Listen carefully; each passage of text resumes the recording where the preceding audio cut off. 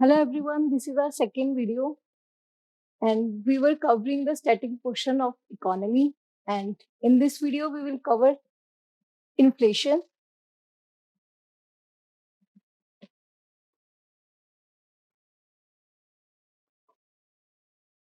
Inflation का general meaning क्या होता है? प्राइसेस का इंक्रीज होना। तो इकोनॉमी के अंदर जो बड़े लेवल पर जो प्राइसेस इंक्रीज होते हैं, मतलब general level rise in prices, that is called as inflation. And this is of two types. One is cost push inflation and the other one is demand pull inflation.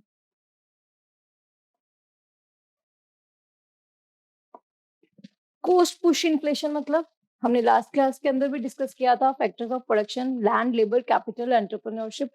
जब land के ऊपर rent increase हो जाए, मतलब जो भी factors cost है उसकी जो कॉस्ट का इंक्रीज होने के कारण जो इन्फ्लेशन होता है, that is called as cost push inflation. तो अगर पूछा जाएगा वेजेस इंक्रीज होने की वजह से जो इन्फ्लेशन इंक्रीज हुआ, इसका मतलब क्या है? Cost push inflation. नेक्स्ट है demand pull inflation. Demand pull inflation मतलब मार्केट के अंदर जब डिमांड ज्यादा होती है तो उसके कारण क्या होता है? प्राइसेस इंक्रीज करते हैं। इसके लिए आपको पता होना चाहिए बेसिक जो रिलेशनशिप है डिमांड, सप्लाई और प्राइसेस का। जैसे ही सप्लाई कम होती है इकोनॉमी के अंदर, तो इसका आप आंसर सोच सकते हैं, मेंशन करिए कमेंट सेक्शन के अंदर। सप्लाई जब कम होती है तो इसका मतलब क्या होता है? प्राइसेस इंक्रीज करते हैं। उसी की तरह जब डिमांड इंक्रीज होती है इकोनॉमी के अंदर तो प्राइसेस इंक्रीज होते हैं। जब डिमांड की वजह से प्राइसेस का इंक्रीज होना, उसको कहा जाता है डिमांड पुल इन्फ्लेशन। अभी मैंने एग्जांपल दी थी वेजेस के इंक्रीज होने से, वो क्या होता है? Cost push inflation. लेकिन जब वेजेस इंक्रीज हो गई हैं, मतलब लोगों के पास पैसा ज्यादा आ गया है, पैसा ज्यादा आने से क्या होता है? डिमांड क्रिएट होती है। डिमांड क्रिएट होने से क्या होती है? Demand pull inflation. तो आप समझ सकते हो वेजेस का इंक्रीज होना दोनों वेज में इफेक्ट कर सकता है। तो क्वेश्चन के अकॉर्डिंग आपको सोचना पड़ेगा कि कॉस्ट पुश इन्फ्लेशन है या डिमांड पुल इन्फ्लेशन। अब वेजेस के अंदर मैंने बताया कि जब लोगों के पास पैसा ज्यादा आता है, मतलब क्या होती है? परचेजिंग पावर इंक्रीज होती है। जब परचेजिंग पावर इंक्रीज होती है मतलब वो डिमांड ज्यादा करते हैं। डिमांड ज्यादा करते हैं तो प्राइसेस बढ़ जाती हैं इकोनॉमी के अंदर। तो मैंने बताया इन्फ्लेशन के अंदर जनरल जो इफेक्ट है वो क्या होता है? परचेजिंग पावर डिक्रीज हो जाती है। तभी जो है इन्फ्लेशन का कॉन्सिक्वेंस क्या है? परचेजिंग पावर का डिक्रीज होना। मतलब जो ब्रेड आप पहले 40 का खरीद सकते थे, अब वो 45 का हो गया है, तो आपकी परचेजिंग पावर क्या हो गई है? Decrease. But demand pull inflation के अंदर वो क्यों होती है? क्योंकि जो डिमांड है वो क्यों इंक्रीज हुई होगी? क्योंकि परचेजिंग पावर इंक्रीज हुई होगी। तो आपने समझ लिया इन्फ्लेशन क्या होता है? प्राइसेस का इंक्रीज होना, इसमें परचेजिंग पावर कम हो जाती है। This is of two types, cost push inflation and demand pull inflation. अब हमने समझा था डिमांड पुल इन्फ्लेशन के अंदर मनी सप्लाई का इंक्रीज होना, मतलब लोगों के पास पैसा ज्यादा है, मोर मनी इन सर्कुलेशन, तो उसमें भी क्या होगा? Demand pull inflation. क्योंकि मनी सप्लाई इंक्रीज होना मतलब परचेजिंग पावर इंक्रीज होना, परचेजिंग पावर इंक्रीज होना मतलब डिमांड क्रिएट होगी इकोनॉमी के अंदर, तो उससे क्या होती है? इन्फ्लेशन। अब इन्फ्लेशन को कैलकुलेट करने के लिए दो टाइप के इंडिकेटर्स लिए जाते हैं। एक होता है कंज्यूमर प्राइस इंडेक्स, एक होता है होलसेलर प्राइस इंडेक्स। आपको नेम से क्लियर हो रहा होगा। कंज्यूमर प्राइस इंडेक्स मतलब जो कंज्यूमर बास्केट के अंदर जितने भी प्रोडक्ट्स हैं उसका इंडिसेस जो है उसको मेजर करता है consumer price index. Wholesale price index जो है ये होलसेल के अंदर जो प्रोडक्ट्स होते हैं वो हो गए होलसेल प्राइस प्राइस इंडेक्स। अब ये पता होना चाहिए कौन मेजर करता है। सीपीआई जो है सीएसओ, सेंट्रल स्टैटिस्टिक्स ऑर्गेनाइजेशन, ये कैलकुलेट करता है। डब्ल्यूपीआई जो है ऑफिस ऑफ इकोनॉमिक एडवाइजर।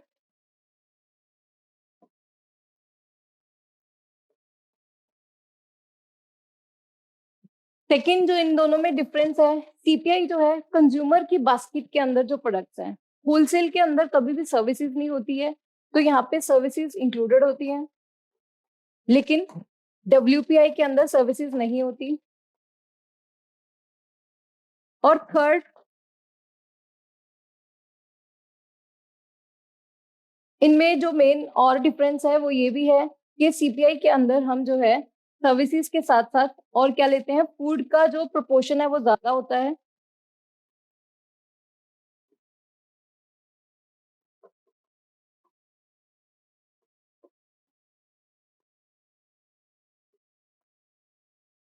तो डिफरेंस समझ आ गया। सीपीआई को कैलकुलेट किया जाता है सीएसओ के द्वारा, डब्ल्यूपीआई को कैलकुलेट किया जाता है ऑफिस ऑफ इकोनॉमिक एडवाइजर के द्वारा। सीपीआई के अंदर सर्विसेज को लिया जाता है। फूड का जो प्रोपोर्शन है वो किसमें ज्यादा होता है?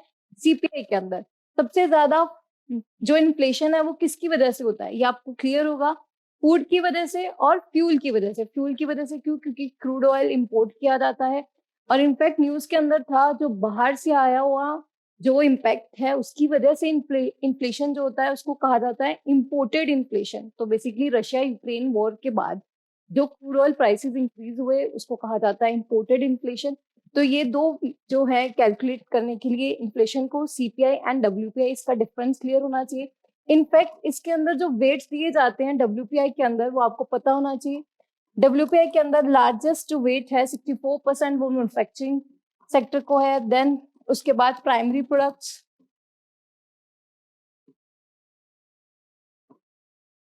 And then fuel and energy.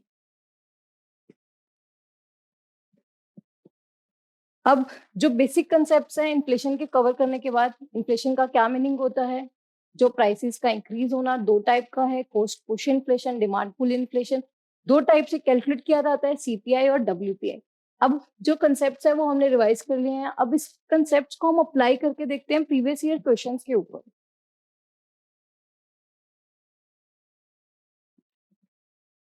Previous year question start करने से पहले, इन्फ्लेशन को कंट्रोल कौन करता है?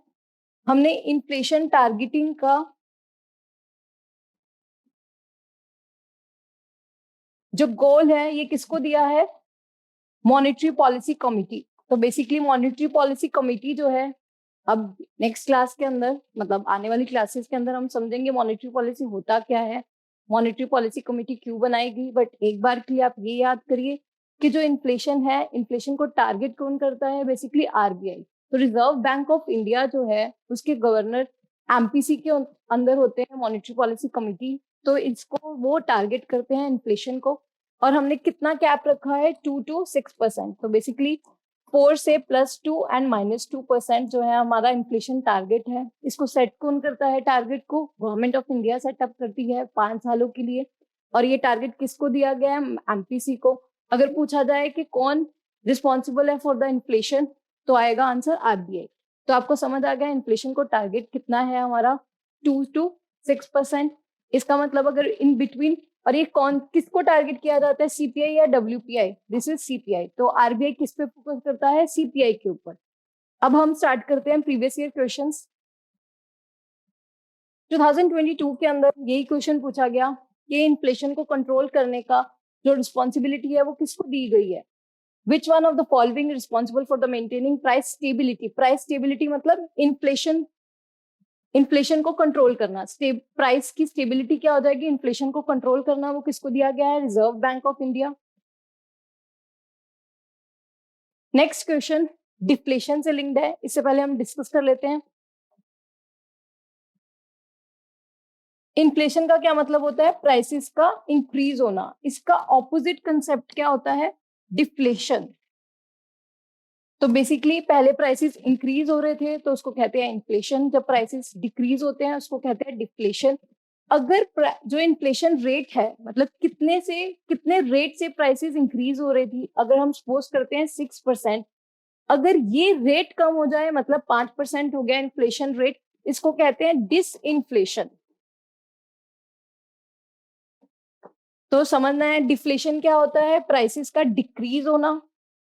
डिसइन्फ्लेशन होता है सिर्फ इन्फ्लेशन रेट का कम होना। इसको अप्लाई करते हैं हम क्वेश्चन के ऊपर। Which one of the following statement is appropriate description of deflation? Deflation हमने क्या समझा था? बेसिकली प्राइसेस का कम होना। अब इसके अंदर फर्स्ट स्टेटमेंट के अंदर किस पे फोकस किया है? Sudden fall in the value of the currency. Next है it is a persistent recession in both the financial and real sectors of the economy. यहाँ पे सेक्टर्स की बात की गई है। ऑल्दो इस क्वेश्चन से मैं ये बताना चाहूंगी कि प्रीवियस ईयर के अंदर ये पूछा गया है रियल सेक्टर्स क्या होते हैं और फाइनेंशियल सेक्टर्स क्या होते हैं। रियल सेक्टर्स बेसिकली जो एक्चुअल प्रोडक्शन करे, जैसे agriculture, services, industries. Financial sectors कैसे हो गए? जैसे बैंकिंग, इंश्योरेंस, बेसिकली जो फाइनेंस प्रोवाइड करें। नेक्स्ट स्टेटमेंट है, third statement, persistent fall in the general price level of the goods and services, so this is the answer. एक और बात, मैं जब भी क्वेश्चन डिस्कस करूंगी तो आप एक बार पोज करिए इन बिटवीन और उसको सॉल्व करने की कोशिश करिए, क्योंकि आप जब तक खुद से प्रैक्टिस नहीं करते तब तक कोई फायदा नहीं है। तो हम मूव करते हैं अब नेक्स्ट क्वेश्चन के अंदर। ये समझ आ गया, डिफ्लेशन मींस प्राइसेस का डिक्रीज होना। नेक्स्ट क्वेश्चन 2011 का है, यहाँ पे बात की गई है इकोनॉमिक ग्रोथ होती है तो उसके बाद क्या बेसिकली जनरल सिनेरियो होता है। तो हमने समझा था अगर इकोनॉमिक ग्रोथ हो रही है तो क्या होगा, मनी सप्लाई इंक्रीज करेगी क्योंकि लोगों ने अच्छा पैसा कमाया होगा इकोनॉमिक ग्रोथ के अंदर।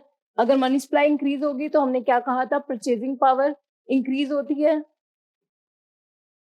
अगर परचेजिंग पावर इंक्रीज होती है तो प्राइस डिमांड ज्यादा करते हैं, डिमांड ज्यादा करते हैं तो मतलब इन्फ्लेशन होता है। ये है जो जनरल आपको समझना चाहिए, मनी सप्लाई का क्या रिलेशन है इन्फ्लेशन के अंदर, और इसी के थ्रू आप मॉनेटरी पॉलिसी के क्वेश्चन सॉल्व हो जाएंगे। तो इकोनॉमिक ग्रोथ के बाद ये फ्लो होने से इन्फ्लेशन होता है तो आंसर हो जाएगा इन्फ्लेशन। अब इस क्वेश्चन के अंदर डिफ्लेशन फिर से मेंशन किया गया है, डिफ्लेशन पास्ट ईयर में पूछ चुके हैं, तो डिफ्लेशन क्या होता है, प्राइसेस का कम होना। तो ये तो ऑपोजिट स्टेटमेंट्स है। स्टैगफ्लेशन क्या होता है, स्टैग्नेशन मतलब ग्रोथ रेट भी कम हो रहा है प्लस इन्फ्लेशन। अब ये तो हो ही नहीं सकता, उन्होंने क्वेश्चन के अंदर ही मेंशन कर दिया है कि इकोनॉमिक ग्रोथ हो रहा है। नेक्स्ट है हाइपर इन्फ्लेशन। हाइपर इन्फ्लेशन की जो डेफिनेशन है, कब होती है हाइपर इन्फ्लेशन की सिचुएशन, जैसे जर्मनी के अंदर वर्ल्ड वॉर 2 के बाद देखेगी। तो मतलब इसके अंदर क्या होता है कि कुछ ही दिनों में 50% से ज्यादा इन्फ्लेशन इंक्रीज हो जाता है, मतलब 200% तक जब पहुंच जाता है उसको कहते हैं हाइपर इन्फ्लेशन।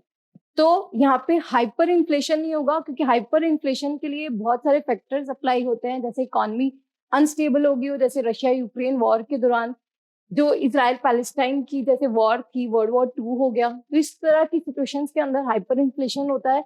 लेकिन जो जनरल सिनेरियो है उसके अंदर इन्फ्लेशन होता है, क्योंकि इन्फ्लेशन भी जरूरी है कुछ कुछ लेवल तक। हमने कहा ना 2 से 6% मेंटेन करना है, कुछ लेवल तक इन्फ्लेशन क्यों जरूरी है, क्योंकि इन्फ्लेशन कहीं ना कहीं हमें दिखाता है कि इकोनॉमी के अंदर डिमांड है। जब डिमांड होती है तो इसका मतलब इकोनॉमी के अंदर जो है प्रोडक्शन भी हो रही है, प्रोडक्शन हो रही है, गुड्स जो है प्रोड्यूस हो रही हैं, उससे वेजेस जा रही हैं लोगों के पास, तो वो डिमांड क्रिएट कर रहे हैं। तो कुछ लेवल तक इन्फ्लेशन इंपॉर्टेंट है, बट इन्फ्लेशन का जो लेवल है वो कंट्रोल्ड होना चाहिए। हमें याद रखना है inflation targeting by RBI. Next question, इस क्वेश्चन के अंदर with reference to the Indian economy demand pull inflation, तो हमने 2 टाइप के इन्फ्लेशन देखे थे, उसके अंदर आ गया डिमांड पुल इन्फ्लेशन जो है, इसके अंदर can be caused by which of the following. इसके अंदर जो first statement expansionary policies, fiscal stimulus, although ये कंसेप्ट जो है आगे डिस्कस होंगे मॉनेटरी पॉलिसी फिस्कल पॉलिसी के दौरान। एक बार के लिए बता देती हूँ कि जो एक्सपेंशनरी पॉलिसी बेसिकली ये होती है, जैसे आरबीआई जो है ज्यादा मनी सप्लाई की तरफ फोकस करे। मनी सप्लाई कैसे इंक्रीज करेगी आरबीआई, जैसे इंटरेस्ट रेट कम करके, ऑल्दो हम ये आगे सब डिस्कस करेंगे। फिस्कल स्टिमुलस क्या होता है, मतलब गवर्नमेंट ज्यादा एक्सपेंडिचर करे। गवर्नमेंट एक्सपेंडिचर कर रहा है इसका मतलब क्या है, लोगों की डिस्पोजेबल इनकम इंक्रीज हो जाती है। मतलब सपोज करिए कि जैसे मान लो कि गवर्नमेंट ने फ्री एजुकेशन प्रोवाइड कर दी, तो हमारा मतलब खर्चा कम हो गया एजुकेशन के ऊपर, एजुकेशन के ऊपर खर्च कम हो गया, मतलब हम दूसरे प्रोडक्ट्स के ऊपर जो है एक्सपेंड कर पाएंगे। स्पेंड कर पाएंगे मतलब हम डिमांड क्रिएट करेंगे, डिमांड क्रिएट करेंगे तो इन्फ्लेशन। तो it is moving towards demand pull inflation. लेकिन ये क्वेश्चन के अंदर जो मेन कंसेप्ट था वो है third statement, that is inflation indexing wages. मैंने बात की थी वेजेस अगर इंक्रीज होती हैं इसका मतलब कोस्ट पुश इन्फ्लेशन भी हो सकता है, लेकिन वेजेस जब इंक्रीज हो रही हो उससे डिमांड पुल इन्फ्लेशन भी हो सकता है, क्योंकि लोगों की परचेजिंग पावर इंक्रीज होगी। बट इसमें स्पेसिफिकली मेंशन कर दिया कि जितना इन्फ्लेशन इंक्रीज हो रहा है उतना ही वेजेस इंक्रीज हो रही है। तो मतलब परचेजिंग पावर पर तो इम्पैक्ट आया ही नहीं। मतलब जैसे अगर कल को आपकी वेजेस जो है 100 से 150 हो गई, लेकिन कॉरस्पॉन्डिंग इन्फ्लेशन भी इंक्रीज हो रहा है, तो आपकी परचेजिंग पावर पर इम्पैक्ट नहीं आया। तो परचेजिंग पावर पर अगर इम्पैक्ट नहीं आया तो इसका मतलब क्या है, थर्ड स्टेटमेंट एक्सक्लूड कर दोगे आप। जब अगर आपने सिर्फ थर्ड को एलिमिनेट कर दिया तो आपका आंसर आ गया ए। अब इस क्वेश्चन के अंदर हम बाकी स्टेटमेंट भी देख लेते हैं। हायर परचेजिंग पावर, ये तो हमने डिस्कस किया है, ये परचेजिंग पावर का बढ़ना मतलब क्या है, डिमांड क्रिएट होना। तो मतलब डिमांड पुल इन्फ्लेशन, तो फोर्थ तो इंक्लूड होना था। लास्ट है राइजिंग इंटरेस्ट रेट्स। अब अगर इंटरेस्ट रेट्स बढ़ रहे हैं इकोनॉमी के अंदर, इसका मतलब क्या है, मनी सप्लाई कम होगी। अभी मैंने बात की थी कि आरबीआई कैसे इंक्रीज कर सकती है money supply, by decreasing the interest rate, क्योंकि लोन जो है सस्ते मिलेंगे, सस्ते मिलेंगे मतलब हर कोई लोन ले लेगा। इंटरेस्ट रेट इंक्रीज होने से क्या होगा, बेसिकली मनी सप्लाई कम हो जाएगी। दूसरा ये हो सकता है, अगर यहाँ पे क्वेश्चन में लिखा होता कोस्ट पुश इन्फ्लेशन, तब फिफ्थ स्टेटमेंट भी हमें इंक्लूड करनी पड़ती, राइजिंग इंटरेस्ट रेट।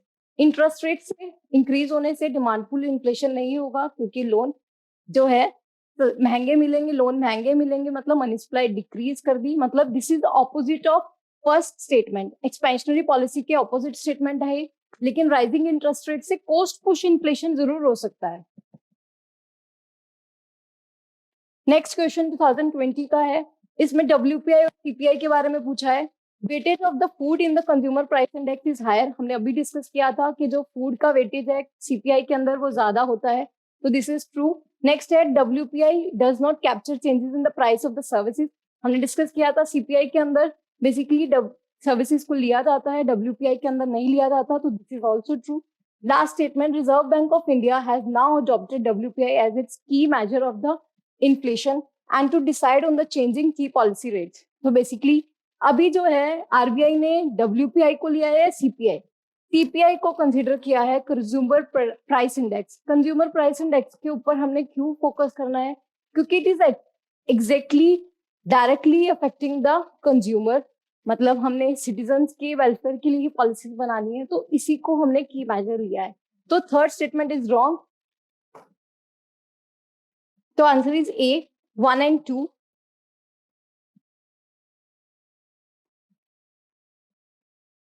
क्वेश्चन है, with reference to the inflation in India which of the following statement is correct. यहाँ पे करेक्ट क्या है ये पूछा है, 2015 का क्वेश्चन है। Controlling the inflation is the responsibility, पहली बात आपको पहले ही पता होना चाहिए किसकी रिस्पॉन्सिबिलिटी है, आरबीआई की। यहाँ पे मेंशन किया है government of India only, although यहाँ पे ओनली भी मेंशन किया है, तो ये गलत हो जाएगा। Reserve Bank of India has no role in controlling the inflation, ये एग्जैक्टली ऑपोजिट लिखा है।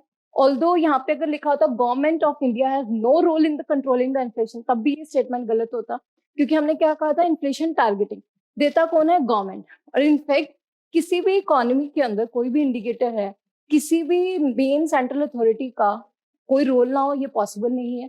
तो ये तो स्टेटमेंट नॉलेज के बिना भी आप सोच सकते थे। जैसे गवर्नमेंट ऑफ इंडिया हमने क्या डिस्कस किया था, वो फिजिकल स्टिमुलस करे, मतलब ज्यादा एक्सपेंडिचर करे, लोगों के पास ज्यादा पैसा बचेगा, तो डिमांड पुल इन्फ्लेशन हो सकता है। Although this is the responsibility of RBI, but government of India का भी रोल है। तो सेकंड स्टेटमेंट भी गलत है। Decrease money circulation helps in controlling the inflation, हमने यही डिस्कस किया था। मनी सप्लाई जब इंक्रीज हो जाती है तब क्या होता है, परचेजिंग पावर जो है बढ़ जाती है, उससे होता है डिमांड पुल इन्फ्लेशन। अगर हम मनी सर्कुलेशन को कम कर देंगे, उससे क्या हो जाएगा, इन्फ्लेशन जो है कंट्रोल हो जाएगा। इसी को कहते हैं मॉनेटरी पॉलिसी, मनी सप्लाई को कम करना। कैसे करती है आरबीआई, हमने डिस्कस किया था इंटरेस्ट रेट्स को बढ़ा के, जबकि हम मॉनेटरी पॉलिसी के अंदर ये देखेंगे।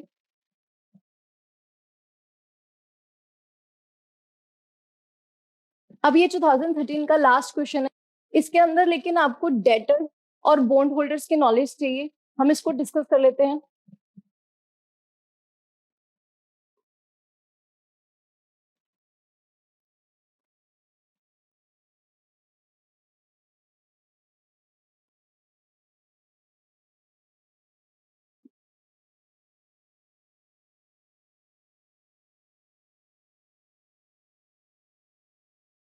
अब सपोज करिए एक फैक्ट्री है जिसने बेसिकली ये प्रोड्यूस करते हैं रॉ मटेरियल को बाय करके। अब इन्होंने जो रॉ मटेरियल है मिस्टर एक्स से बाय बाय किया, फिर ये आगे सेल कर देते हैं अपने फिनिश्ड गुड्स को मिस्टर वाई को। अब आपने ये समझना है डेटर कौन है, क्रेडिटर कौन है। अब ये सिनेरियो आप समझिए, जैसे 1 लाख रुपए का रॉ मटेरियल इन्होंने बाय किया, फैक्ट्री के जो ऑनर हैं इन्होंने मिस्टर एक्स को कहा कि मैं आपको ये 2 मंथ्स के बाद दूंगा, आज मेरे पास कैश नहीं है। और शॉपकीपर जो मिस्टर वाई है, जब फैक्ट्री से बाय किया, इनके जो 2 लाख रुपए थे, इन्होंने कहा जो है मैं आपको 3 मंथ्स के बाद दूंगा ये पैसे, मेरे पास आज ये पैसे नहीं है 2 लाख रुपए। तो बेसिकली जो 2 मंथ्स का जो टाइम लिया है फैक्ट्री ने मिस्टर एक्स से, अब इसने जो है इसको क्या दिया है, क्रेडिट पे दिया है वो पैसा, मतलब ये 1 लाख ये बाद में देंगे। तो जो मिस्टर एक्स है वो क्या होंगे, क्रेडिटर फॉर फैक्ट्री, और शॉपकीपर मिस्टर वाई जो है फॉर जो फैक्ट्री है, मतलब इन्होंने इसको पैसा डेट पे दिया है, तो ये क्या होंगे, डेटर। अब आप कमेंट सेक्शन के अंदर ये मेंशन करिए जो फैक्ट्री जो है मिस्टर एक्स के लिए क्या है। तो मतलब मैंने बताया मिस्टर एक्स जो है फैक्ट्री के लिए क्या है, क्रेडिटर, लेकिन आप ऑपोजिट मेंशन करिए कमेंट सेक्शन के अंदर कि जो फैक्ट्री है मिस्टर एक्स के लिए क्या है और मिस्टर वाई के लिए फैक्ट्री क्या है। आप ऑपोजिट रिलेशनशिप मेंशन करिए, लेकिन एक बार याद रखने के लिए, जिसको हम डेट पे देते हैं दैट इज डेटर, जिससे क्रेडिट पे लेते हैं दैट इज क्रेडिटर। जब आपको ये याद रहेगा क्रेडिटर अब डेटर। अब समझने वाली बात है, इन्फ्लेशन किसको फायदा करेगा, इन्फ्लेशन किसको फायदा करता है, बेसिकली जिसको पैसा देना होता है लेना होता है, जिसको पैसा देना होता है उसको ही फायदा करता है, क्योंकि उसका जो है इन्फ्लेशन की वजह से उसको पहले से डिसाइडेड है, प्री डिसाइडेड अमाउंट उसी पे देना है। अब जैसे 100 रुपया है, उसकी जो वैल्यू इन्फ्लेशन के कारण 110 हो जाती है, लेकिन अगर आपने पहले से फिक्स कर रखा है कि आपको इतना ही अमाउंट देना है, फ्यूचर में वो क्या हो जाएगी, उसकी वैल्यू कम। तो बेसिकली फायदा किसको होता है, इन्फ्लेशन की वजह से जिसको पैसा देना होता है। तो इस सिचुएशन के अंदर किसको पैसा देना है, फैक्ट्री को, मिस्टर एक्स को देना है, तो फैक्ट्री को फायदा होगा। और इस सिचुएशन के अंदर जो है डेटर को देना है मिस्टर वाई को, तो इसको फायदा होगा। तो बेसिकली डेटर को फायदा होता है क्योंकि उसको पैसा देना होता है। और नेक्स्ट स्टेटमेंट जो मेंशन थी, बॉन्ड होल्डर,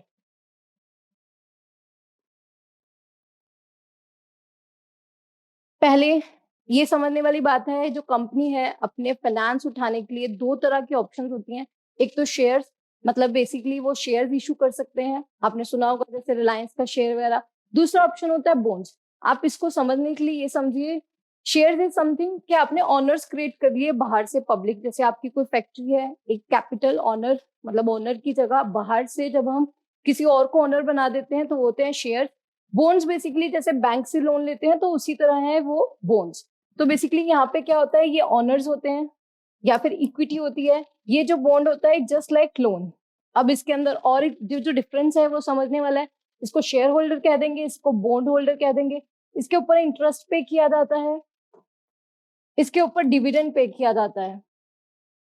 और जो लाइबिलिटी है, फिक्स लाइबिलिटी बॉन्ड के अंदर क्रिएट होती है, वो इंटरेस्ट जो है जाना ही जाना है, डिविडेंड कंपनी की मर्जी है देना है नहीं देना।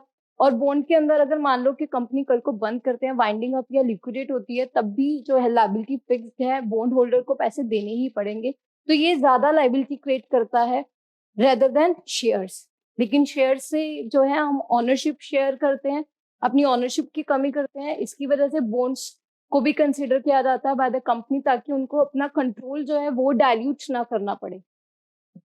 अब इस क्वेश्चन के अंदर बोला गया है इन्फ्लेशन की वजह से किसको जो है बेनिफिट होगा। अब बॉन्ड होल्डर जो है उसने पैसा दिया होगा आपको मतलब उसको पैसा देना है, तो लेने वाला जो है वो उसका तो नुकसान होता है, देने वाले का फायदा होता है। मतलब डेटर जो है इसने फ्यूचर में पैसा देना था, तो इसको क्या होगा, बेनिफिट। बॉन्ड होल्डर को क्या होगा, नुकसान, क्योंकि इसने पैसा लेना था। तो ये एक्सक्लूड हो जाएगा, आंसर हो जाएगा ए। तो हमने सारे इन्फ्लेशन के रिलेटेड जितने भी क्वेश्चंस आए हैं आज तक वो डिस्कस कर लिए हैं। हम मिलते हैं नेक्स्ट क्लास के अंदर। Thank you.